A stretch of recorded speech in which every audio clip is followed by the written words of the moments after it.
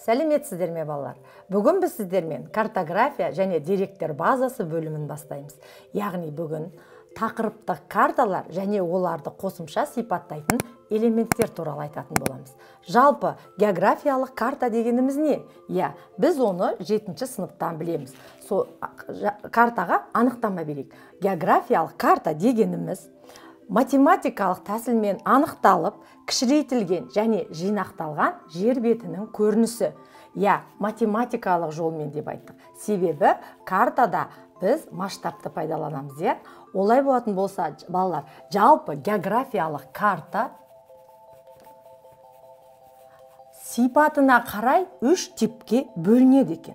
Оларды біз бірінші мазмұнына қарай жіктейміз. Екіншіден қамтитын аумағына қарай.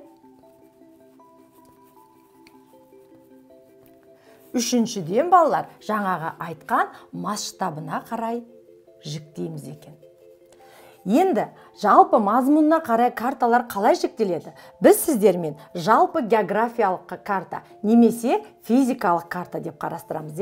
Бұны біліп алуымыз керек. Яғни мазмұнына қарай карталардың жіктелуі жалпы географиялық балалар немесе оны біз физикалық карта деп атаймыз. Екіншіден балалар, ол тақырыптық карта. Қазір біз сіздермен жалпы тақырыптық карта туралы түсінігімізді кеңейтеміз. Үшіншіден, олар арнаулы карталар. Төртіншіден, олар балалар кешенді карталар. Ал қамтитын аумағына байланысты біз қандай карталарды білеміз? Әрине, ол дүние жүзінің картасы, дүниежүзілік карта дейін. Мейлі ол физикалық, мейлі саяси карта болсын. Екіншіден, материктік карта, мұхиттық карта, немесе жергілікті, аймақтың картасы, жалпы қандай аймақты қамтиды, соған байланысты жіктеледі екен. Ал масштабына қарай біз сіздермен білеміз, масштаб ірі масштабты болады, орта масштабты болады және ұсақ масштабты болады екен. Міне, балалар, жалпы біз білетін географиялық картаны 3 сипатына қарай біліп шықтық. Ол мазмұны, қамтитын аумағы және масштабына қарай. Ал бүгін біз сіздермен ары қарай жалпы тақырыпты карта туралы қарастырамыз. Себебі біздің тақырыбымыз тақырыптық карта туралы. Сонымен тақырыптық карта дегеніміз не екен? Яғни балалар, тақырыптық карта дегеніміз бұл белгілі бір тақырыпқа арналған карта деген сөз. Мысалы балалар, мұхит картасы, дүниежүзілік мұхит картасы, немесе табиғат зоналарының картасы, яғни белгілі бір құбылысты, немесе белгілі бір заңдылықты ғана сипаттап тұр деген сөз. Жалпы тақырыптық картаның өзі 2-ге бөлінеді екен. Бұл біріншіден табиғат құбылыстар картасы, немесе балалар оны біз физикалық карта деп атаймыз екен. Табиғат құбылыстары, немесе оны физикалық карта дейміз екен. Екіншіден балалар, тақырыптық карта бұл қоғамдық құбылыстар. Қоғамдық құбылыстар, немесе экономикалық карта деп айтамыз. Экономикалық карта. Жалпы тақырыптық картаны сипаттайтын оның басты элементтері бар екен. Бүгінгі тақырыбымызда сол. Олай болатын болса, ол қандай басты элементтер? Тақырыптық картаны сипаттайтын басты элементтер. Балалар, олар 4 екен. Бірінші, ол картографиялық бейнелеу. Картографиялық бейнелеу. Яғни, ол картадағы жер бедері, гидрографиясы, өсімдік жамылғысы, елді мекен, бұның барлығы картографиялық бейнелеуге жатады екен. Екіншіден балалар, математикалық негіз. Жаңа біз сіздермен математикалық тәсілмен деп географияны айттық, яғни бұл жерде не болуы мүмкін? Әрине математикалық негізге масштаб жатады, картографиялық проекцияны жатқызамыз және геодезиялық негізді жатқызамыз екен. Үшінші балалар, көмекші жабдық деп аталады екен, сипаттайтын элемент. Бұл жерде картаны сипаттайтын, яғни оқытатын ол шартты белгі біріншіден. Картаның атауы жатады және анықтамалық мәлімет жатады. Және балалар, төртіншісі ол көмекші құрал. Яғни картадан сіздер әртүрлі кескінді, профиль, диаграмманы көре аласыздар, карта кесіндіні көре аласыздар. Оның барлығы тақырыптық картаның көмекші құралы болып табылады екен. Жалпы тақырыптық картаның қандай ерекшеліктері бар екен?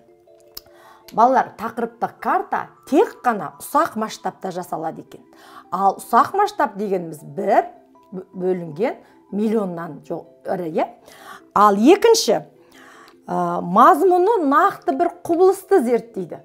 Жаңа біз айтып шықтық, белгілі бір құбылысқа арналады, белгілі бір тақырыпқа арналады деп айттық. Үшіншіден, географиялық негіз сақталады тақырыптық картада. Яғни өзен, көл, тау, барлық географиялық негіз сол қалпында қалады. Төртіншіден, сандық және сапалық көрсеткіштер болады.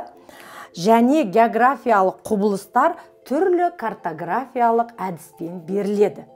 Ал ол түрлі картографиялық әдістер қандай әдістер екен? Оны біз үшке бөлейік. Тақырыптық картада картографиялық әдістер. Бірінші балалар, ол әдіске біз сапалық түс әдісін айтамыз. Сапалық түс әдісі. Ол қандай әдіс болуы мүмкін? Мысалы, жаңағы жер бедеріне байланысты ойпаттардың қою жасыл, таулардың қою қоңыр түспен берілуі, яғни картада ол сапалық түс әдісі деп аталады екен. Екіншіден, әдіс балалар, ол қозғалыс сызық әдісі. Қозғалыс сызық әдісі. Жалпы картаны көз алдымызға елестетейікші.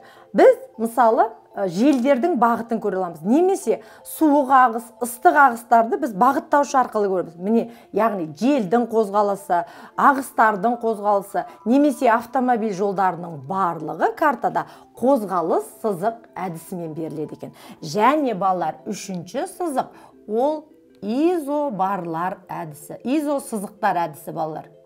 Изо сызықтар, кешірім сұраймын. Изо сызықтар әдісі. Ал изо сызықтар әдісі дегеніміз не? Ол белгілі бір қандай да бір құбылысты сипаттайды, мөлшері, мәні бірдей нәтижелерді қосатын қисық сызықтар. Осы балалар, изо сызықта біз сіздермен горизонталь деген терминді айтамыз. Горизонталь дегеніміз не? Белгілі жер бедер биіктігі, яғни бірдей нүктелерді қосатын қисық сызықты біз горизонталь дейміз.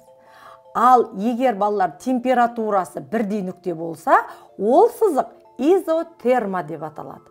Қысымы бірдей нүктелерді изобара деп айтатын болсақ, жауын шашыны бірдей нүктелерді қосатын қисық сызықты изогета деп атаймыз екен. Және балалар, желдің жылдамдығы бірдей нүктелерді біз изотахи деп атаймыз екен. Яғни бұл айтылған барлығы изо сызықтар әдісі болып табылады. Осы әдістер арқылы біз жалпы тақырыптық картаны саламыз және оқи аламыз екен. Ал ол жерде міндетті түрде тақырыптық картаны сипаттайтын басты элементтер жүзеге асуы керек.